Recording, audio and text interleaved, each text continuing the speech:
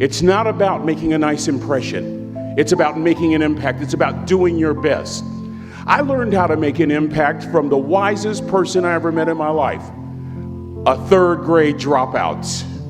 That third grade dropout, the wisest person I ever met in my life, who taught me to combine knowledge and wisdom to make an impact, was my father. My daddy grew up in the piney woods of East Texas, a little town called Huntsville, Texas.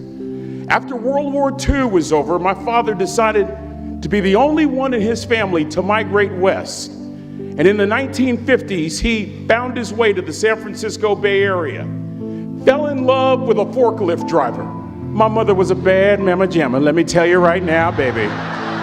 Didn't need a man, he was just there. My mother was a forklift driver over at the Benicia Arsenal, where she would provide the services to support the war efforts during World War II. In the 50s, my mother and father get married, and they migrate to this area. My father gets a job as a cook, a simple cook. Wisest man I ever met in my life.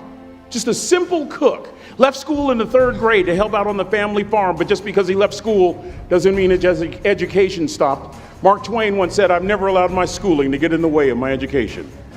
My father taught himself how to read, taught himself how to write, decided in the midst of Jim Crowism, as America was breathing the last gasp of the Civil War, my father decided he was going to stand and be a man. Not a black man, not a brown man, not a white man, but a man. He literally challenged himself to be the best that he could all the days of his life. I want to share something with you. The wisest man I ever met in my life never made it past the third grade, impacted tremendously me and my brother. Growing up right here in Vallejo, this was our family. This academy was our backyard. Going on that training ship and getting lost, sneaking into the pool, going to all the different places for nearly 30 years. This was home. And I want to tell you, I know what it takes to get where you are. And I need you to listen to me very carefully. I have 4 degrees. My brother is a judge. We're not the smartest ones in our family. It's a third grade dropout daddy. A third grade dropout daddy who was quoting Michelangelo when he was a cook at Cal Maritime, saying to us, "Boys, I won't have a problem if you aim high and miss, but I'm going to have a real issue if you aim low and hit." A country mother quoting Henry Ford, saying, "If you think you can or if you think you can't, you're right." You see, it takes knowledge and wisdom combined to grow your influence so that you'll make an impact. You'll be a shipmate that others can count on. I learned that from a third grade drop. Simple lessons. Lessons like these. Son, don't judge people. Son, I've worked at Cal Maritime. You know, I've been all over the world. I've seen good and bad in every shade.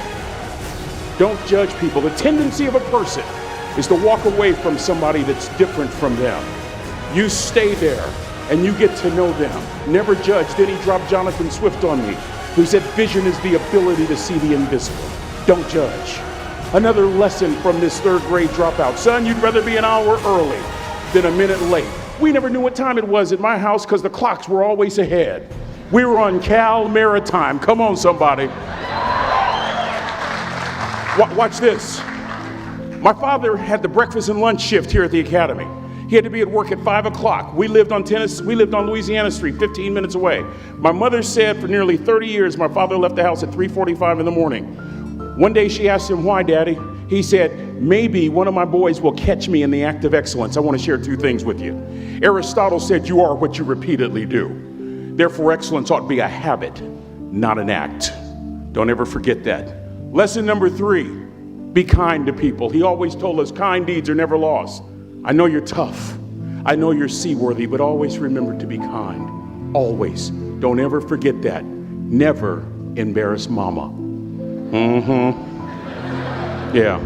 If mama ain't happy, ain't nobody happy. If daddy ain't happy, don't nobody care. But you know, I'm trying to tell you. Next lesson. Lesson from a cook over there in the galley. Son, make sure your servant's towel is bigger than your ego. I want to remind you, cadets, of something as you graduate. Ego is the anesthesia that deadens the pain of stupidity. Pride is the burden of a foolish person. You'll never be a great shipmate.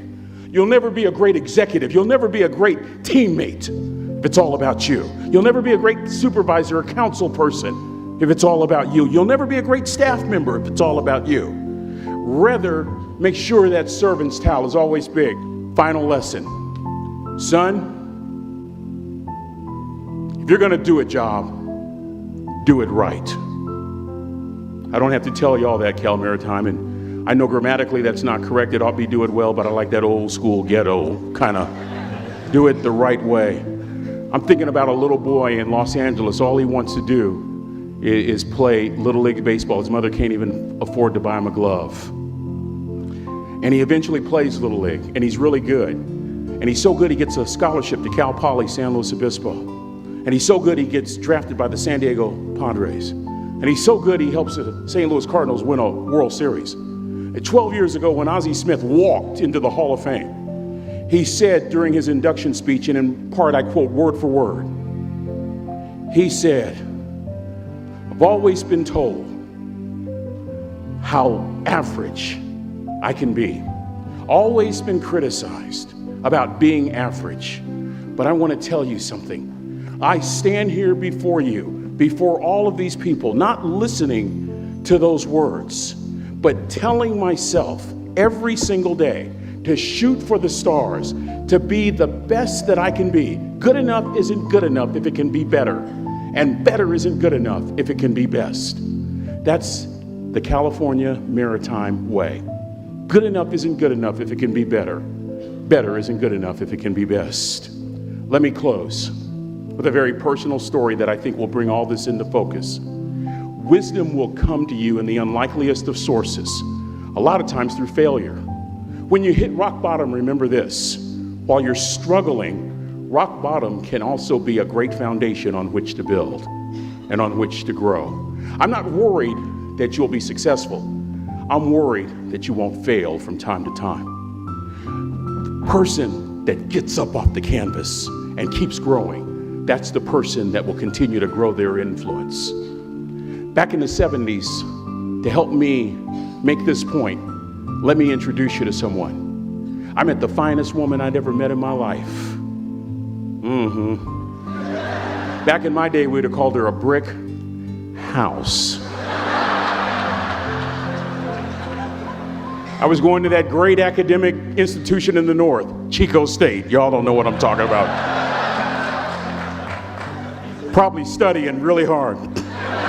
Let me just put it to you like this. I haven't always been a preacher, if you understand what I'm saying. This woman was the finest woman I'd ever seen in my life. There's just one little problem. Back then, ladies didn't like big old linemen. The Blind Side hadn't come out yet. They like quarterbacks and running backs. Any former quarterbacks or running backs here? Raise your hands. Why, a couple of you? Punks. Anyway, so we're at this dance, and I find out her name is Trina Williams from Lompoc, California, and we're all dancing, and we're just excited. And I decide in the middle of dancing with her that I would ask her for her phone number. Trina was the first one. Trina was the only woman in college who gave me her real telephone number. The next day, we walked to Baskin & Robbins ice cream parlor. My friends couldn't believe it. This has been 40 years ago, and my friends still can't believe it. We go on a second date, and a third date, and a fourth date. We drive from Chico to Vallejo so that she could meet my parents. My father meets her. My daddy, my hero, he meets her, pulls me to the side and says, "Is she psycho?" But anyway, we go together for a year, 2 years, 3 years, 4 years. By now, Trina's a senior in college. I'm still a freshman, but I'm working some things out. I'm so glad I graduated in 4 terms. Nixon, Ford, Carter, Reagan. So now it's time to propose. So I talk to her girlfriends, and it's California. It's in the 70s, so it has to be outside. You have to have a candle, and you have to have, some chocolate. And listen, I'm from the hood. I had a bottle of Boone's Farm wine. That's what I had. She said yes. That was the key. I married the most beautiful woman I'd ever seen in my life. Y'all ever been to a wedding, and even before the wedding starts, you hear this? How in the world? And it was coming from my side of the family.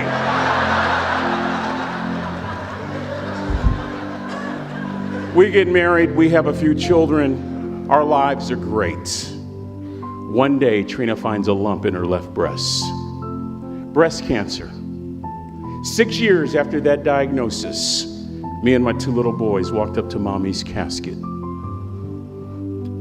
And for 2 years, my heart didn't beat. If it wasn't for my faith in God, I wouldn't be standing here today. If it wasn't for those 2 little boys, there would have been no reason for which to go on. I was completely lost. That was rock bottom. You know what sustained me? The wisdom of a 3rd grade dropout. The wisdom of a simple cook from California Maritime Academy. We're at the casket in College Station, Texas. I'd never seen my dad cry. Big, strong man. There are several alumni that remember Riggs that are here. We've been sharing stories all weekend. But this time I saw my dad cry. That was his daughter. Trina was his daughter, not his daughter-in-law. And I'm right behind my father, about to see her for the last time on this earth. And my father shared 3 words with me that changed my life right there at the casket. It would be the last lesson he would ever teach me. He said, son, just stand. President Cropper, Captain Bolton, Rear Admiral DeQuatro, I don't think there's anything more profound that I can share with these cadets than these words. You keep standing. You keep standing, no matter how rough the sea, you keep standing. And I'm not talking about just water. You keep standing. No matter what, you don't give up. I learned that lesson from a 3rd grade dropout who was a cook at Cal Maritime, who said, boy, you keep standing, no matter what. I stood, and a miracle took place. A couple of years later, my heart started to beat again.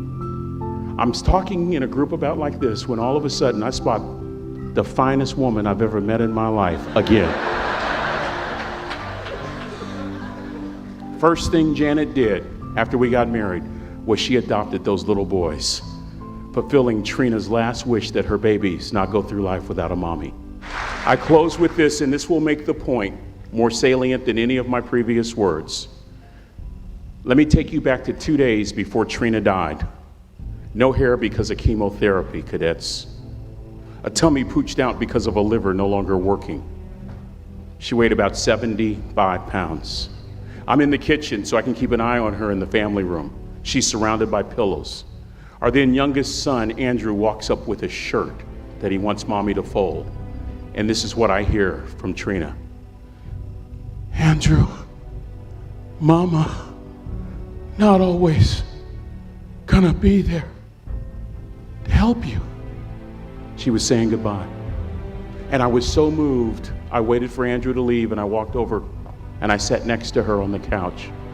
And as clearly as I'm talking to you today, these were some of her last words to me. She looked me in the eye and she said, it doesn't matter to me any longer how long I live. What matters to me most is how I live. Cadets, I've come here with honor, with bells on, to ask y'all one question, a question that I was asked all my life by a 3rd grade dropout. How you living? How you living? Every day ask yourself that question, how you living? Here's what a cook in the dining center would suggest you to live this way. That you would not judge, that you would show up early, that you'd be kind, that you'd make sure that that servant's towel is huge and used, that if you're gonna do something, you do it the right way. That cook would tell you this, that it's never wrong to do the right thing, that how you do anything is how you do everything. And in that way, you will grow your influence to make an impact. In that way, you will honor all those who have gone before you, who have invested in you, from teachers to grandparents to mom and dad. And when you combine that academic knowledge with that wisdom, oh my goodness, you will change the world. So to the class of 2017, it is with great honor that I say all your life, look in those unlikeliest places for wisdom. Enhance your life every day by seeking that wisdom and asking yourself every night, how am I living? May God richly bless y'all. Thank you for having me here.